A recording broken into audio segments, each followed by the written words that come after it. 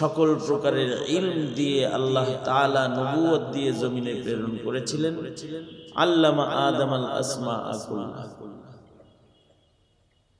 আমাদের নবী পর্যন্ত হযরত আদম আলাইহিস সালাম থেকে শুরু করে লক্ষাধিক নবী রাসূল যারা এই পৃথিবীতে আগমন করেছেন, সকলেই দুই জিনিস নিয়ে আগমন করেছেন।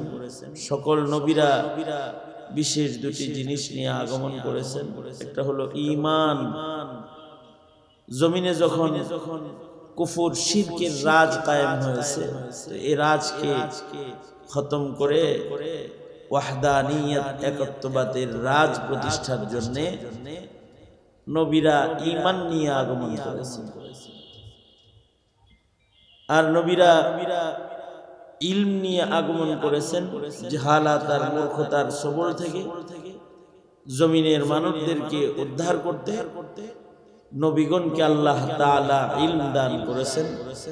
নবীরা ইলমে দ্বীন নিয়ে আগমন করেছেন। এরই ধারাবাহিকতায় সকলার শেষে যিনি এই জমিনে পয়গম্বর হিসেবে আগমন করেছিলেন, তিনি আমাদের নবী, বিশ্ব নবী, বিশ্ব মানবতার নবী মুহাম্মাদুর রাসূলুল্লাহ সাল্লাল্লাহু আলাইহি ওয়াসাল্লাম। আমাদের নবী আলাইহিস সালাতু ওয়াস সালাম শেষ নবী এবং শ্রেষ্ঠ নবী হয়ে দুনিয়াতে আগমন করেছিলেন শিক্ষক হিসেবে। আল্লাহর রাসূল বলেন, বুইসতু মুআল্লিমান, আমিও ইলম নিয়ে এসেছি শিক্ষক হয়ে তোমাদের কাছে আবির্ভূত। কি পরিমাণ ইলম! আল্লাহর রাসূল বলেন, উতিতু ইলমাল আউয়ালিন ওয়াল আখিরিন, আমাকে আল্লাহ তাআলা আউয়ালিন এবং আখিরিনের সকল ইলম এর মজমুআ দান করেছে।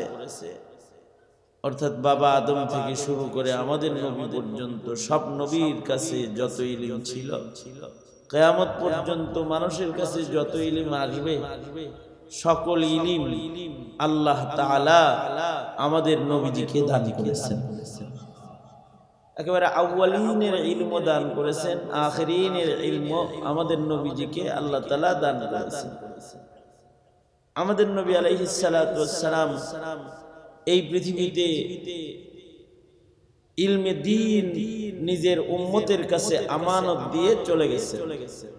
নবী আলাইহিস সালাতু ওয়াস সালামের আমানতের ইলম সাহাবায়ে কেরাম হয়ে নবীজির সেই আমানত এ পর্যন্ত